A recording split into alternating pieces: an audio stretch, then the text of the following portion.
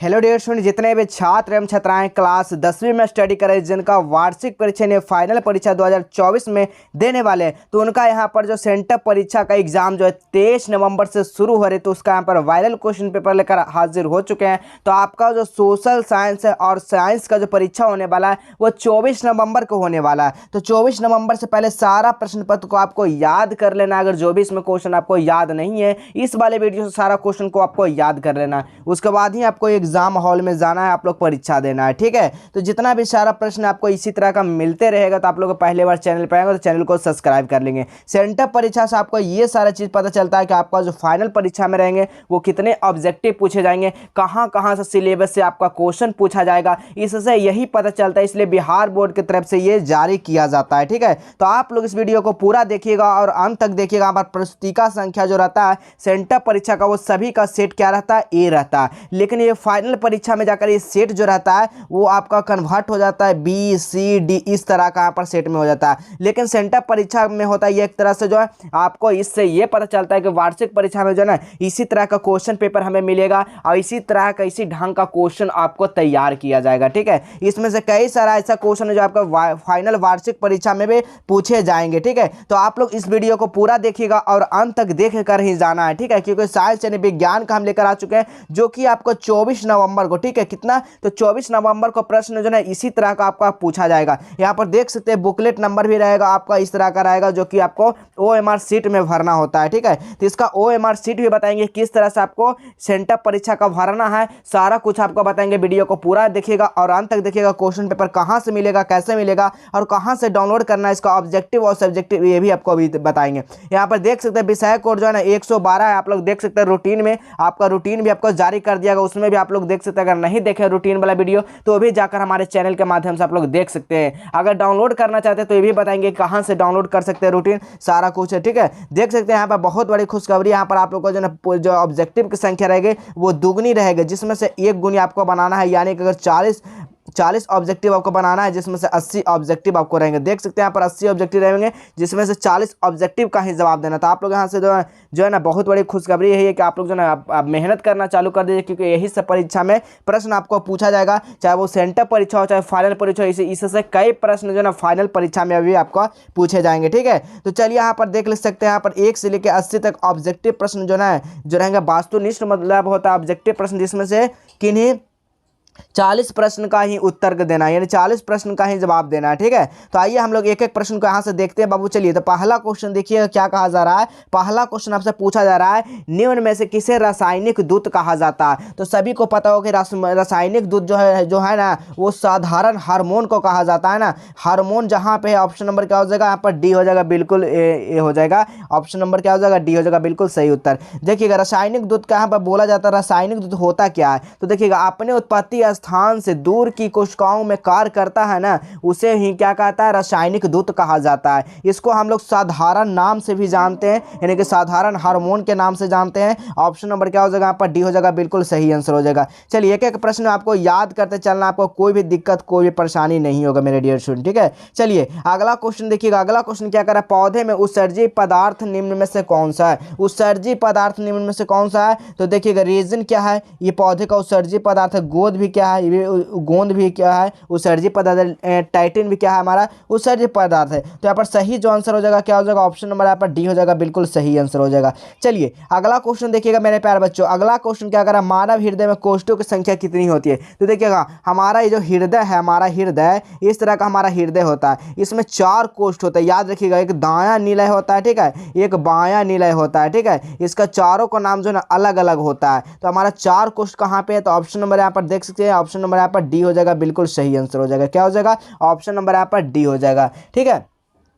चलिए अगला क्वेश्चन देखिए। एक के नाम क्या होता है, आप लोग यहाँ पर याद रखिएगा। एक का नाम होता है एंट्रियम, ठीक है, एंट्रियम, और दूसरा का नाम होता है वेंट्रिकल, ठीक है, वेंट्रिकल होता है, ठीक है, आपको याद रखिएगा, ठीक है। एक साइड का एंट्रियम, एक तरह से वेंटिकल, ठीक है, वेंटिकल, ठीक है। ऑप्शन नंबर यहाँ पर क्या हो जाएगा, तो कोष्ठों की संख्या पर बात पूछा जाता है, ऑप्शन नंबर यहाँ पर डी हो जाएगा, बिल्कुल सही आंसर हो जाएगा। चलिए अगला प्रश्न को देखिएगा। चौथा नंबर क्वेश्चन का, निम्न में से कौन सा जो ना हेट्रो काइनिन ग्रंथि है, निम्न में से कौन सा जो है ना हेट्रोकाइन ग्रंथि है। हेट्रोकाइन ग्रंथि का मतलब क्या होता है आप लोग समझिएगा यहाँ पर, ठीक है, जिसको हम लोग थायराइड ग्रंथि से भी नाम से जाना जाता है ना। किसके नाम से जाना जाता है? थायराइड ग्रंथि के नाम से जाना जाता है ना। तो ऑप्शन नंबर यहाँ पर क्या हो जाएगा? डी। तो ये कहिएगा थायराइड ग्रंथि क्या है? एक बड़े ग्रंथि जो पुरुषों और महिलाओं में दोनों के गले में स्थित होता है। क्या होता है? थायराइड ग्रंथि किस में होता है? देखिए किसी को बोलता है थायराइड हो गया, यानी गला में जो होता है ना वो गला का बीमारी होता है कि थायराइड, ठीक है। तो यहाँ पर क्या कहा जाता है? ये गले में स्थित होता है। थायराइड क्या होता है? थायराइड जो ग्रंथि होता है ना वो गले में स्थित होता है। ऑप्शन नंबर यहाँ पर क्या हो जाएगा? डी हो जाएगा। चलिए अगला क्वेश्चन देखिएगा, 5 नंबर क्वेश्चन क्या कहा जा रहा है? पौधे में गैसों का आदान प्रदान। तो देखिएगा पौधों में जो गैसों का आदान प्रदान होता है ना वो किससे होता है? तो ऐसे तो आप लोग वातावरण रंध्र, लेकिन रंध्रों से ही होता है, लेकिन ऑप्शन नंबर इसका क्या होना चाहिए? ऑप्शन नंबर यहाँ पर डी ही होना चाहिए कि सभी से गैसों का आदान प्रदान करते हैं, ठीक है। वात्र रंध्रों से, जड़ की सतह से भी है, रंध्रों से, ठीक है। मेन रूप से क्या हो जाएगा? इसका ऑप्शन नंबर डी ही सही हो जाएगा। और CO2 और O2 का आदान प्रदान का मिश्रण के द्वारा होता है, ठीक है। यानी कि कार्बन डाइऑक्साइड ऑक्सीजन का आदान प्रदान जो होता है वो मिश्रण के द्वारा होता है, ठीक है, याद रखिएगा। चलिए अगला क्वेश्चन देखिएगा, 6 नंबर क्वेश्चन का आकार निम्नलिखित में से कौन सा पुरुष हार्मोन है? यानी कि हमारा क्या है यहाँ पर? मेल हार्मोन है। क्या इसमें से मेल हार्मोन? यहाँ पर पुरुष का हार्मोन का बात किया जा रहा है। तो हमारा क्या हो जाए? तो टेस्टोस्टेरोन जो है ना मनुष्य के अंडाकोश में जो होता है क्या होता है? पैदा होता है, ठीक है। क्या होता है? पैदा होता है ना टेस्टोस्टेराइन का, ठीक है। तो यहाँ पर सही आंसर क्या हो जाएगा? तो टेस्टोस्टेराइन। ऑप्शन नंबर क्या हो जाएगा यहाँ पर? सी हो जाएगा, बिल्कुल सही आंसर हो जाएगा। चलिए अगला प्रश्न देखिएगा, 7वां नंबर क्वेश्चन का रहा है किण्वन क्रिया पाई जाती है। तो किण्वन जो क्रिया है ना वो किस में पाई जाती है? तो आप सभी को इसका पता होना चाहिए। जो किण्वन जो होती है ना वो हमारा ईस्ट में पाया जाता है, ठीक है। अमीबा में क्या होता है? तो अमीबा क्या है? एक अमीबा जो है ना एक क्या होता है? एक जलीय की जीव है, ठीक है। कोशिका क्या है? एक जीव है। अमीबा क्या है? एक कोशिका जीव है, ठीक है। हाइड्रा क्या है? तो ईस्ट का है। तो ईस्ट एक खाद्य पदार्थ को फुलाने में काम आता है, ठीक है। ईस्ट का कहाँ काम आता है? तो खाद्य पदार्थ जो है फुलाने में काम आता है, ठीक है, याद रखिएगा। ये सब चीज़ों को, बहुत छोटी छोटी चीज़ें, इसको याद रखिएगा। अगला क्वेश्चन देखिएगा, अगला क्वेश्चन कह रहा है प्रकाश संश्लेषण होता है। तो प्रकाश संश्लेषण कहाँ होता है? बताइएगा। प्रकाश संश्लेषण जो होता है वो कहाँ होता है? तो आप सभी को याद रखिएगा प्रकाश संश्लेषण तो हमेशा दिन में होता है, क्योंकि सूर्य का प्रकाश से ही प्रकाश संश्लेषण होगा। तो ऑप्शन नंबर क्या हो जाएगा यहाँ पर? ए हो जाएगा, बिल्कुल सही आंसर हो जाएगा। चलिए अगला क्वेश्चन देखिएगा, अगला क्वेश्चन कर, एक वयस्क मनुष्य में कितने दांत होते हैं? तो एक वयस्क का मतलब ही होता है एक जो है ना मनुष्य का जो दांत होता है मेन रूप से वो कितना होता है? तो आपको यहाँ पर याद रखना है एक वयस्क में जो होते हैं मनुष्य के दांत जो होते हैं वो 32 होते हैं। क्या होता है? 32 होता है। ऑप्शन नंबर यहाँ पर बी हो जाएगा। चलिए अगला क्वेश्चन देखिएगा, अगला क्वेश्चन कर रहा है 10 नंबर क्वेश्चन कर रहा है मस्तिष्क उत्तरदायी है। मस्तिष्क जो है ना उत्तरदायी किसके लिए? तो सभी को पता होगा हमारा सोचने समझने के लिए, ठीक है, उत्तरदायी है। शरीर को संतुलन करने के लिए मस्तिष्क का उत्तरदायी है। हृदय को यानी स्पंदन के लिए भी क्या हमारा हृदय का स्पंदन के लिए क्या हमारा मस्तिष्क उत्तरदायी मतलब है, ठीक है। तो हमारा इसमें से क्या हो जाएगा? ऑप्शन नंबर यहाँ पर डी हो जाएगा, बिल्कुल सही आंसर हो जाएगा। चलिए अगला क्वेश्चन देखिएगा, ये भी बताएंगे कैसे क्वेश्चन पेपर को डाउनलोड करना है, कहाँ से डाउनलोड करना, सारा कुछ इस वीडियो में बताएंगे। वीडियो को पूरा देखिएगा और अंत तक देखिएगा। चलिए अगला क्वेश्चन क्या है, ट्रैकिया किस जीव का श्वसन अंग है? ट्रैकिया, ठीक है। तो सभी को पता होगा ट्रैकिया जो है ना कि किसका श्वसन अंग है? तो याद रखिए कॉकरोच को होता है। अब कॉकरोच के यहाँ पर बात आता है तो कॉकरोच में जो क्या होता है? तो खुला परिसंचरण होता है। क्या होता है? खुला, ठीक है। यहाँ पर क्या होता है? खुला परिसंचरण तंत्र होता है, ठीक है। खुली परिसंचरण तंत्र किस में होता है? कॉकरोच में होता है, याद रखिएगा। चलिए अगला क्वेश्चन देखिएगा, 12 नंबर क्वेश्चन कहा जा रहा है शरीर में भोजन का पचना किस प्रकार का विक्रिया है? तो शरीर में भोजन का प्रक्रिया जो ना यानी कि उपचयन अभिक्रिया है, ठीक है। क्या हो जाएगा? उपचयन अभिक्रिया। ऑप्शन नंबर यहाँ पर सी हो जाएगा। चलिए 13 नंबर क्वेश्चन को देखिएगा, पूर्ण विकसित अंडाशय कहलाता है। पूर्ण विकसित जो है ना अंडाशय क्या कहलाता है? बीज कहलाता है। क्या कहलाता है? बीज कहलाता है, सभी को पता होगा। चलिए अगला क्वेश्चन देखिएगा, अब यहाँ पर क्वेश्चन आता है एक स्त्री में लिंग का गुणसूत्रों की संख्या कितनी क्या होती है? मिलते हैं क्या होता है? देखिए यहाँ पर क्या कहा जरा समझिएगा, एक स्त्री में कौन से लिंग गुणसूत्र मिलते हैं? तो सभी को पता होगा स्त्री में जो होता है वो XX होता है, पुरुष में जो होता है क्या होता है? XY होता है, ठीक है, ठीक है, XY होता है। अब यहाँ पर अगर गुणसूत्रों की संख्या बोला जाए तो हमारा कितना होता है? 46 होता है, ठीक है। जोड़ी पूछा जाए तो 23 जोड़ी होता है, ठीक है। कितनी जोड़ी होती है? 23 जोड़ी। लेकिन यहाँ पर संख्या का बात किया जाएगा तो क्या हो जाएगा? 46 हो जाएगा, ठीक है। चलिए अब अगला क्वेश्चन देखिएगा, अगला क्वेश्चन क्या कहा जा रहा है? मृत यानी कि मृतोपजीवी का उदाहरण क्या है? मृतोपजीवी का जो उदाहरण क्या है? तो गोबर छत्ता क्या है? मृत जीवी का उदाहरण, ठीक है। ऑप्शन नंबर यहाँ पर बी हो जाएगा। चलिए 16 नंबर क्वेश्चन देखिएगा, 16 नंबर क्वेश्चन कहा जा रहा है गार्ड कोशिका में कौन सी भित्ति मोटी होती है। गार्ड कोशिका में जो है ना कौन सी भित्ति मोटी होती है, तो यहाँ पर सभी लोग याद रखिएगा बाहरी का जो है ना भित्ति क्या होती है, मोटी होती है। ऑप्शन नंबर यहाँ पर बी हो जाएगा, बिल्कुल सही आंसर हो जाएगा। अगला क्वेश्चन देखिएगा, अगला क्वेश्चन, वायुमंडल में नाइट्रोजन की मात्रा क्या होता है? तो वायुमंडल में जो नाइट्रोजन की मात्रा होता है ना वो 78% यानी 78% जो होता है क्या होता है, नाइट्रोजन की मात्रा होती है। चलिए 18 नंबर क्वेश्चन देखिएगा, 18 नंबर क्वेश्चन कर रहा है प्रकृति में पृथ्वी पर ऊर्जा का मुख्य स्रोत क्या है? तो सबसे बड़ा जो यहाँ पर जो ऊर्जा का मुख्य स्रोत जो हमारा क्या है, सूर्य का प्रकाश है बाबू, ठीक है, याद रखिएगा। 18 का सही आंसर क्या हो जाएगा, ऑप्शन नंबर यहाँ पर डी हो जाएगा। चलिए अगला क्वेश्चन देखिएगा, द ओरिजिन ऑफ स्पीसीज नाम का पुस्तक जो है ना किसने लिखे थे? तो यहाँ पर सभी लोग याद रखिएगा कौन से लिखे थे, तो डार्विन ने लिखे थे ना। क्या हो जाएगा यहाँ पर सही आंसर, डार्विन हो जाएगा, ठीक है, क्या हो जाएगा, डार्विन। अब यहाँ पर चार्ल्स डार्विन यानी कि इनका पूरा क्या नाम था, तो चार्ल्स डार्विन नाम था, ठीक है, क्या नाम था, चार्ल्स डार्विन। तो चार्ल्स डार्विन जी का ना अगर पूछा जाए यहाँ पर इनका जन्म कब हुआ था, तो ये भी आपको याद रखना है कि 12 फरवरी, ठीक है, 12 फरवरी 1809 में क्या हुआ था, चार्ल्स डार्विन का क्या हुआ था, जन्म हुआ था, ठीक है। चलिए अगला क्वेश्चन देखिएगा, 20 नंबर क्वेश्चन कहा जा रहा है, ओजोन में अणु में ऑक्सीजन के परमाणु संख्या होती है। ओजोन के अणु में ऑक्सीजन की परमाणु संख्या जो होती है ना वो कितनी होती है, ओजोन की यानी कि O3, ठीक है। यहाँ पर क्या बात किया जा रहा है, ओजोन मतलब क्या, O3, ठीक है, O3 यहाँ पर हो जाएगा। तो सही आंसर क्या हो जाएगा, 3 कहाँ, ऑप्शन नंबर यहाँ पर सी हो जाएगा, बिल्कुल सही है। संख्या यही होता है, 3 होता है, ठीक है। चलिए याद रखिएगा। चलिए अगला क्वेश्चन देखिएगा, अगला क्वेश्चन क्या कहा जा रहा है, अगला क्वेश्चन है 21 नंबर, पौधे में प्रकाश संश्लेषण का स्थान क्या है? तो पौधों में जो ना प्रकाश संश्लेषण का जो स्थान होता है ना वो क्या होता है, तो याद रखिएगा क्लोरोप्लास्ट होता है। क्या होता है, क्लोरोप्लास्ट। ऑप्शन नंबर क्या हो जाएगा यहाँ पर, बी हो जाएगा, बिल्कुल सही आंसर हो जाएगा। चलिए अगला क्वेश्चन देखिएगा, परिशिका हिस्सा है, परिशेषिका हिस्सा क्या है? तो परिशेषिका जो हिस्सा होता है ना वो आहार नाल का होता है। क्या होता है, आहार नाल का। ऑप्शन नंबर यहाँ पर ए हो जाएगा, बिल्कुल सही आंसर हो जाएगा, ठीक है। चलिए अगला क्वेश्चन देखिएगा, 23 नंबर क्वेश्चन कर रहा है, एक खाद्य श्रृंखला में तीसरे पोषी स्तर का हमेशा कौन रहता है? कौन रहता है, तो याद रखिएगा आपसे भी मांसाहारी रहता है। क्या हो जाएगा, मांसाहारी। तो चलिए किस तरह से आपको जो है ना क्वेश्चन पेपर को डाउनलोड करना, परीक्षा से पहले सारा कुछ प्रश्न पत्र ऑब्जेक्टिव हो चाहे सब्जेक्टिव हो, सारा कुछ आप लोग यहाँ से डाउनलोड कर सकते हैं, चाहे वो रूटीन क्यों ना हो, ठीक है। तो चलिए किस तरह से आपको डाउनलोड करना है, सबसे पहले आपको जो है ना गूगल ओपन करना है, ठीक है। सबसे पहले यहाँ पर देखिए आपको क्या करना है, आपको सबसे पहले आपको गूगल ओपन करना है। जैसे ही आप लोग गूगल ओपन करते हैं तब यहाँ पर सर्च क्या करना है, QNM मॉल सर्च करना, ठीक है। क्या सर्च करना है मेरे बच्चों, यहाँ पर याद रखिए QNM मॉल सर्च करना, ठीक है। जिस तरह से हम आपको बता रहे हैं उसी तरह से आपको सर्च करना, ठीक है। गूगल तो सभी का फोन में होगा, आप सभी को पता होगा। क्या सर्च करना है, यहाँ पर QNM मॉल सर्च करना। क्या सर्च करना है, QNM मॉल, इसी तरह से सर्च कर देना। जैसे सर्च करते हैं आपको नीचे आ जाना है। नीचे आने के बाद देख सकते हैं इस तरह का आप यहाँ पर एक इंटरफेस दिखेगा। इसी वाले सेक्शन पर आप सभी को क्या करना है, क्लिक करना है। इसी वाले सेक्शन पर क्या करना है, क्लिक करना। जैसे ही आप लोग इस पर क्लिक करते हैं उसके बाद आपको नीचे आ जाना है, ठीक है। जैसे ही आप लोग नीचे आते हैं तो यहाँ पर देख सकते हैं क्लास 10, ठीक है। यहाँ पर क्या लिखा रहेगा, क्लास 10 का सेक्शन रहेगा, ठीक है। तो इसी वाले सेक्शन पे आप सभी को क्या करना है, क्लिक करना है, क्योंकि यहाँ पर मैट्रिक का सेंटर परीक्षा का यहाँ पर क्वेश्चन पेपर देखना है क्लास 10th वाले। तो क्लास 10th वाले सेक्शन पे आप सभी को क्या करना है, क्लिक करना है। जैसे ही आप लोग इस पर क्लिक करते हैं अब यहाँ पर क्लास 10th का यहाँ पर सेक्शन खुल जाएगा। यहाँ पर देख सकते हैं मैट्रिक सेंटर एग्जाम का सारा क्वेश्चन पेपर यहाँ पर दिया गया है। जो भी सब्जेक्ट का आपको डाउनलोड करना, मैथ का करना है, सोशल साइंस का करना है, साइंस का करना है, संस्कृत का करना है, हिंदी का करना है, तो सबसे पहले किस पे क्लिक करना है, तो मैट्रिक के जो है ना ऑल क्वेश्चन पेपर डाउनलोड पे इसी वाले लिंक पे क्लिक कर देना है, ठीक है। जैसे आप इस पर क्लिक करते हैं अब आपको नीचे आ जाना है। नीचे आने के बाद यहाँ पर देख सकते हैं मैट्रिक सेंटर परीक्षा का ओरिजिनल प्रश्न पत्र ऑब्जेक्टिव तथा सब्जेक्टिव, यानी यहाँ पर दोनों का व्यवस्था है, कहीं आपको जाने भटकने की जरूरत नहीं है, ठीक है। सारा प्रश्न पत्र का यहाँ पर आंसर मिल जाएगा। यहाँ पर देख सकते हैं रूटीन अगर अभी तक डाउनलोड आप लोग नहीं किए हैं तो यहाँ से सभी लोग फटाफट रूटीन को भी डाउनलोड कर लेंगे यहाँ पर, ठीक है। देख सकते हैं सारा कुछ लिखा गया, अगर परीक्षा में नहीं देते हैं तो क्या होगा क्या नहीं होगा, ठीक है। तो यहाँ पर देख सकते हैं आपको क्या साइंस के पेपर को डाउनलोड करना है, तो साइंस वाले पेपर पर आप सभी को क्या करना है, क्लिक कर देना है।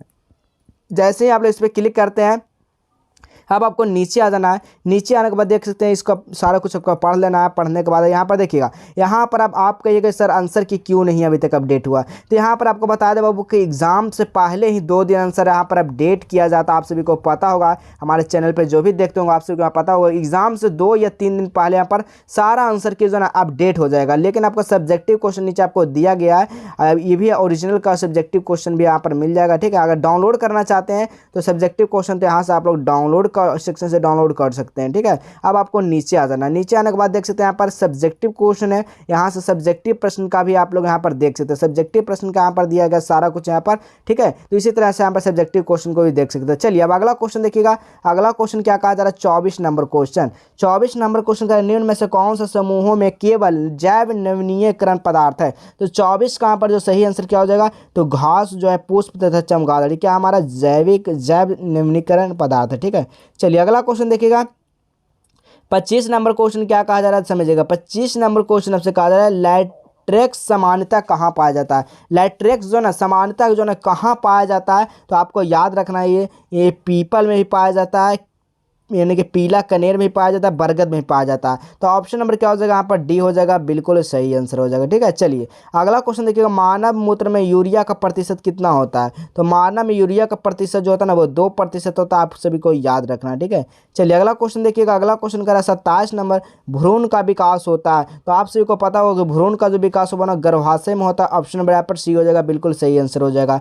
अगला क्वेश्चन देखिएगा। 28 नंबर क्वेश्चन करा निकट देशी दोष में किस लेंस का प्रयोग होता है। तो निकट देशी दोष का लेंस का प्रयोग का बात किया जाए तो निकट में क्या होता है, अवतल होता है। ठीक है, और दूर में क्या होता है, उत्तल का प्रयोग होता है। ठीक है, याद रखिएगा, दोनों चीज आपको याद रखना है। ठीक है, चलिए निकट में क्या होता है, अवतल, और दूर में क्या होता है, उत्तल, आपको बता चुके हैं। ठीक है, चलिए 29 नंबर क्वेश्चन क्या कहा जाए, लेंस का क्षमता का मात्रक। तो लेंस का क्षमता का मात्रक सभी पता होगा डायप्टर होता है कि इसे डी से सूचित करते हैं, क्या होता है, इसे D+D से सूचित करते हैं, याद रखिएगा। ठीक है, चलिए अगला क्वेश्चन देखिएगा। अगला क्वेश्चन क्या कहा जा रहा है, अगला क्वेश्चन है 1 किलोवाट घंटा बराबर होता है। 1 किलो का वाट घंटा बराबर सभी को पता होना चाहिए कि हम 1 किलोवाट घंटा किसको बोलते हैं। तो 3.6 गुना 10 की पावर कितना होता है, 6 जूल होता है। 6 जूल या 9 जूल आपको कमेंट करना है। ठीक है, 6 जूल ही हो जाएगा। ठीक है, ऑप्शन नंबर क्या हो जाएगा, ए हो जाएगा, बिल्कुल सही आंसर हो जाएगा। चलिए अगला क्वेश्चन देखिएगा। 31 नंबर क्वेश्चन कहा जा रहा है प्रकाश का चाल न्यूनतम होता है। तो प्रकाश का चाल जो न्यूनतम होता है ना, हमेशा क्या याद रखिएगा, कांच में होता है इसका न्यूनतम चाल।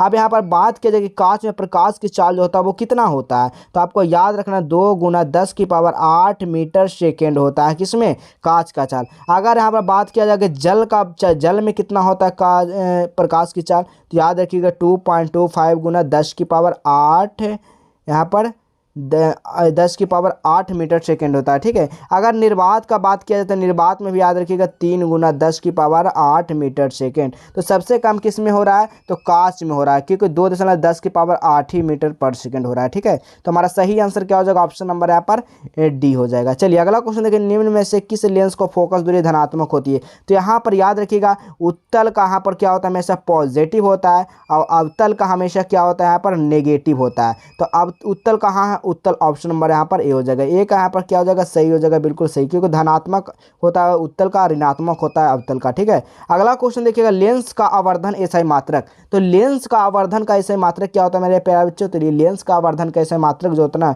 मात्र विहीन होता है। ठीक है, क्या होता है, मात्र विहीन, ऑप्शन नंबर यहाँ पर सी हो जाएगा, बिल्कुल सही आंसर हो जाएगा। ठीक है, चलिए अगला क्वेश्चन देखिएगा। अगला क्वेश्चन क्या कहा जा रहा है, किसी अंतरिक्ष यात्री को आकाश कैसा प्रतीत होता है। देखिएगा किसी अंतरिक्ष यात्री है तो उसका आकाश जो है ना वो काला ही प्रतीत होगा, कि ठीक है, क्योंकि वहाँ पर वायुमंडल नहीं होता है। क्या नहीं होता है मेरे प्यारे बच्चों, वहाँ पर वायुमंडल का नहीं होता है, इसी के कारण जो है ना आकाश जो है क्या अंतरिक्ष जो है ना प्रतीत आकाश कैसा होता है, काला दिखाई देता है। ठीक है, अंतरिक्ष में वायुमंडल नहीं होता है, और ना ही यहाँ क्या होता है, ना ही कोई यहाँ पर कोई प्रकीर्णन होता है, इसलिए जो है ना काला दिखाई देता है, याद रखिएगा। ठीक है, अगला क्वेश्चन देखिएगा। 35 नंबर क्वेश्चन क्या कहा जा रहा है, गोलीय दर्पण में प्रवर्तक पृष्ठ की वृत्ताकार सीमा का व्यास जो होता है वो क्या होता है। तो यहाँ पर आप सभी को याद रखना, इसका व्यास जो होता है गोलीय दर्पण के द्वारक होता है। ठीक है, ऑप्शन नंबर यहाँ पर सी हो जाएगा। चलिए अगला क्वेश्चन देखिएगा। 36 नंबर क्वेश्चन कह रहा है किस दर्पण में दूर की वस्तु का प्रतिबिंब हमेशा सदैव होता है। सदैव क्या होता है, सीधा होता है। किस में होता है, तो आप सभी को याद रखना सदैव जो हमेशा होगा वो केवल समतल में क्या हो जाएगा,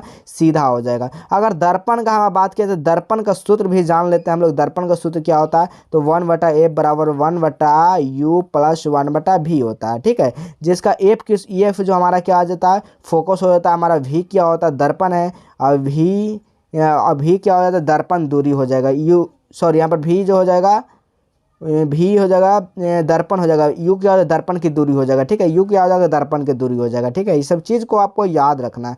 चलिए अगला प्रश्न को देखिएगा। अगला प्रश्न कह रहा है अवतल दर्पण की फोकस दूरी होती है। तो अवतल दर्पण की जो फोकस दूरी होती है मेरे प्यारे बच्चों क्या होता है, तो आप सभी को यहाँ पर याद रखना कि अवतल दर्पण की जो फोकस दूरी होती है वो हमेशा क्या रहती है, ऋणात्मक होती है। अभी नहीं बताएं ऊपर में क्या होता है, ऋणात्मक होता है। चलिए अगला क्वेश्चन देखिएगा, अगला क्वेश्चन क्या कर रहा है, ऋणात्मक ही ना, 37 का सही आंसर क्या हो जाएगा, बी हो जाएगा ऋणात्मक। ठीक है, 38 नंबर क्वेश्चन कह रहा है किसी दर्पण में हमेशा वस्तु का प्रतिबिंब क्या होता है, किस दर्पण में हमेशा वस्तु का छोटा प्रतिबिंब, तो छोटा प्रतिबिंब हमेशा किस में बनेगा, उत्तल में ही बनेगा, आप सभी को पता होगा। तो 38 का सही आंसर क्या हो जाएगा, ऑप्शन नंबर यहाँ पर ए हो जाएगा। ठीक है, चलिए अब अगला क्वेश्चन देखिएगा, अगला क्वेश्चन 39 नंबर क्वेश्चन क्या कह रहा है, प्रकाश का प्राथमिक वर्ण है। तो प्रकाश का जो प्राथमिक वर्ण है ना वो क्या हो जाएगा, तो हमारा नीला है, हरा है, लाल है, यानी ऑप्शन नंबर क्या हो जाएगा, ऑप्शन नंबर यहाँ पर डी हो जाएगा, बिल्कुल सही आंसर हो जाएगा। चलिए 40 नंबर क्वेश्चन में तारों का टिमटिमाना प्रकाश की किस परिघटना को दर्शाता है, तो तारों का टिमटिमाना जो ना प्रकाश का अपवर्तन को दर्शाता है, ऑप्शन नंबर यहाँ पर ए हो जाएगा, बिल्कुल सही आंसर हो जाएगा। ठीक है, चलिए अब अगला क्वेश्चन एक न्यूमेरिकल क्वेश्चन जो कि बहुत ही इंपॉर्टेंट है, आप लोग बताइएगा किस तरह से इसका आंसर होना चाहिए। ठीक है, किसी बल्ब यानी कि किसी विद्युत बल्ब का अनुपातांक 220 वोल्ट दिया गया तथा 100 वाट है, तो इसमें 110 वोल्ट का प्रचलित करते हुए इसके द्वारा उपयुक्त शक्ति क्या हो जाएगा, तो इसका उपयुक्त शक्ति यहाँ पर क्या हो जाएगा, तो यहाँ पर जो ना निकल कर कितना आ जाएगा, तो चलिए यहाँ पर देख लेते हैं कितना इसका निकल कर आ जाएगा। ठीक है, तो विद्युत शक्ति यहाँ पर दिया गया। ठीक है, यानी कि विद्युत शक्ति क्या दिया है, वी एस यहाँ पर 10,000, विद्युत शक्ति कितना दिया गया, 100 वाट दिया गया। विभवांतर यानी वी कितना दिया गया, 220 वोल्ट दिया गया ना। तो यहाँ पर हम लोग इसको P1 मान लेते हैं, एक कि V1 मान लेते हैं। ठीक है, तो यहाँ पर V1 कितना है, तो V1 110 वोल्ट। तो विद्युत बल्ब का जो है ना, विद्युत बल्ब का प्रतिरोध क्या होता है, तो विद्युत बल्ब का प्रतिरोध क्या होता है, R बराबर V स्क्वायर बटा क्या होता है, P होता है। तो चलिए R स्क्वायर, तो V का मान कितना दिया गया, 220, यानी विभवांतर का मान कितना देगा, 220 वोल्ट।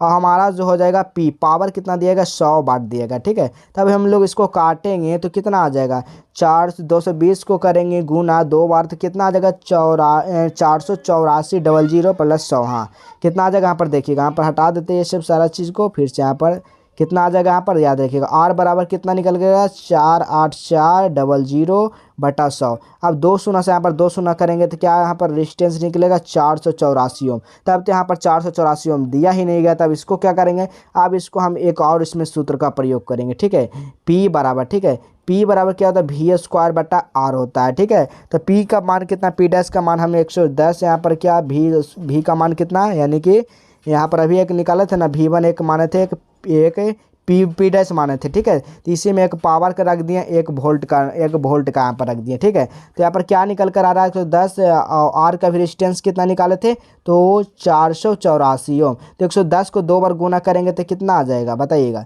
110 गुना 110 बटा 484 ओम। इसको काटिएगा कितना निकल जाएगा, 25 वाट निकल जाएगा। ठीक है, तो कहाँ पे आंसर है, तो ऑप्शन नंबर यहाँ पर क्या हो जाएगा, डी हो जाएगा, बिल्कुल सही आंसर हो जाएगा। ठीक है, चलिए अगला क्वेश्चन देखिएगा, अगला क्वेश्चन क्या कर रहा है, 42 नंबर क्वेश्चन है, समझिएगा।